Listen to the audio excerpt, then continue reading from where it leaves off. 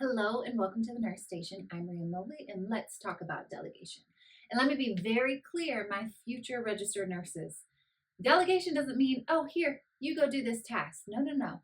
Delegation is the transfer of performance of a nursing task to another individual. Now, you still, as the RN, when you delegate a task, you are still accountable for that task and you need to delegate according to scope of practice, meaning every state board of nursing says this individual can do these things. So we need to make sure we're delegating to the appropriate individual, that it is a safe task for them to perform, and also that they're competent. That means we know when we're delegating a task that that individual can perform the task safely and independently of us, okay? So how to maintain that safety? We practice the 5 rights of delegation. So do you have the right person for the job? Is it an appropriate task for that individual to do based upon their scope of practice? Is it the right circumstance? We should not be delegating, for instance, an unstable client, right? Like unstable clients require assessments and critical thinking and identifying, oh, this is my priority problem. These are going to be my priority interventions, and I got to evaluate all that. It has to be the right circumstance. When we're delegating to a UAP, which is an unlicensed assistive personnel, for instance, in my state, we have UAPs that are nurse aides that I can delegate to as an RN, or we can delegate as an RN to an LPN, a licensed practical nurse, also known in some states as LVNs, licensed vocational nurse. We need to make sure that it's the right circumstance. I should not be delegating unstable clients to these individuals, right? That's my job. I need to own it. I need to ensure those clients are safe. What about directions? Did you provide clear directions upon delegation and evaluation? You, as the RN, need to evaluate that that task was done and it was completed, okay? So these are the 5 rights that help ensure that the delegation is appropriate, again, to the right person, it's the right task, right circumstance. We provided clear directions and we did evaluate that that task was completed appropriately, okay? Now, let's talk about, and I love, oh my goodness, what are these called? Acronyms. Don't quote me on that. It might not be called an acronym, but I love when it's a word that will help you remember easily. So for a UAP, unlicensed assistive personnel, again, example in my state is a nurse aide, something that is safe to always delegate. And mind you, I am going to say this, always based upon state boards of nursing, scope of practice, and facility policy and procedures. So facilities, certain hospitals have certain policies that allow individuals to do certain things, right? All that comes into play, but batted is pretty safe. A UAP should, if they are appropriately trained, again, according to all those things, scope of practice, policy, and procedure, they should be able to bathe, perform activities, so ambulate a client, mobilize a client, get them out of bed to the chair, toilet a client, transfer a client. And transferring can also mean, hey, they can transfer them to x-ray. They can transfer them to CT, like transportation, okay? Eating and dressing. That's pretty safe to do. I am going to go a little bit into this transferring. In my hospital where I work, if we have to transfer or transport to a higher level of care, I'm on a med-surg unit and my patient became unstable and they need to go to critical care, my nurse aide is not wheeling that patient to critical care. That's my job. Again, that goes back to the rights of delegation. That's not an appropriate circumstance to say, hey, can you transport this patient to critical care? That's not appropriate. So transferring, I like for you to think we have transferring from bed to chair, bed to stretcher, but also they can transport in general, okay?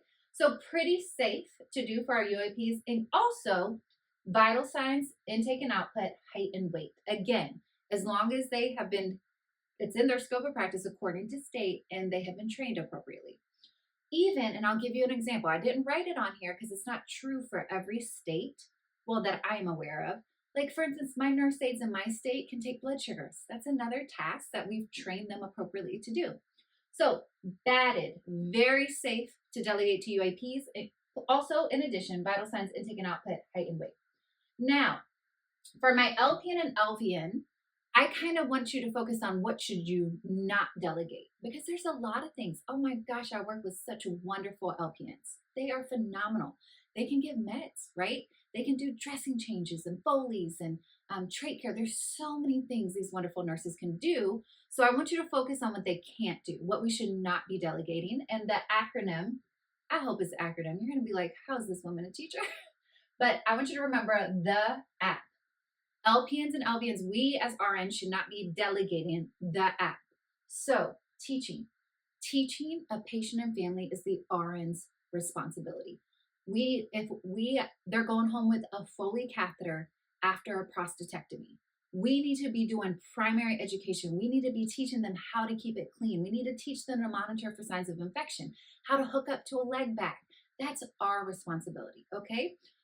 I mean, LPNs, of course, they common tasks such as how do you wash your hands appropriately and supporting what we've already taught them as the primary nurse is appropriate, but they should not be doing the primary teaching of a patient. What about high-risk meds? Again, I've worked with phenomenal LPNs. They can administer a lot of medications. Again, this is based upon the state they work in, but high-risk meds would not be appropriate. For instance, in my state, LPNs cannot administer blood products. Or what about titration of drips? What about certain IV push medications? That is not appropriate because they're high risk. So don't delegate that, right? That's not the right circumstance or right task. Evaluation. So how did when I did an intervention as an RN, evaluate that intervention worked, okay? So I see that my a client's blood pressure is elevated. I had to administer some PRN blood pressure medication. I need to evaluate that worked. That's my job as the RN. I should be evaluating that interventions were appropriate. If they're not, I should be creating a new plan of care and putting it, modifying the interventions to ensure that we're getting the outcomes that we want. Assessment. LPNs and LVNs should not be doing the primary assessment on clients. For instance, in my state, LPNs should not be doing admissions or discharges. Think, anytime we need an assessment, of course, is when a patient comes originally into our facilities, into the healthcare setting. They need a primary assessment.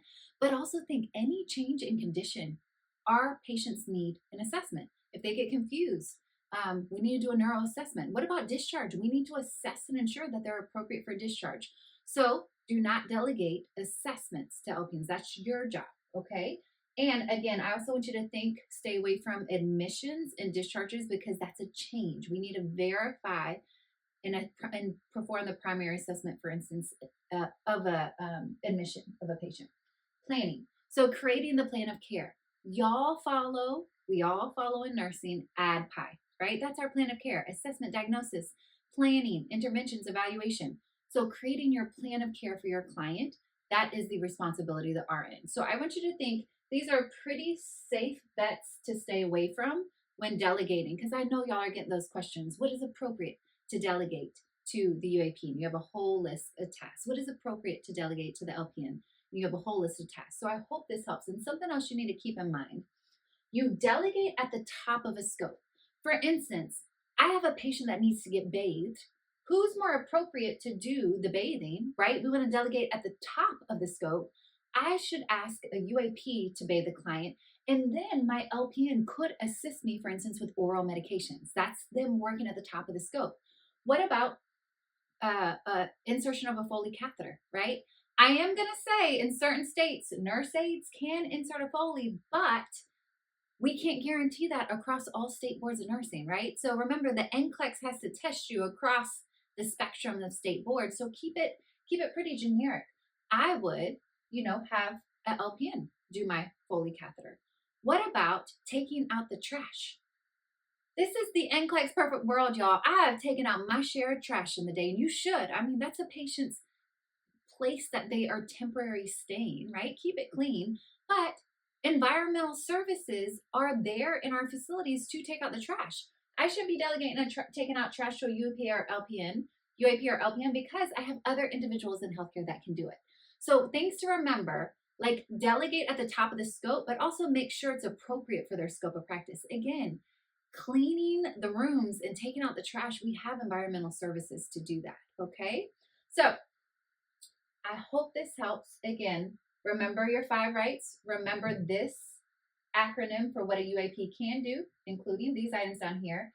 and avoid the app for delegating to an LPN and LVN. And as always, know your state Board of Nursing scope of practice wherever you do get that wonderful job when you graduate. It's important. We have to know our scope along with the individuals we're delegating to, and also ensure you know your facility's policies and practices to ensure we are delegating appropriately and safely. All right. If this helped you, as always, help somebody else. Take care.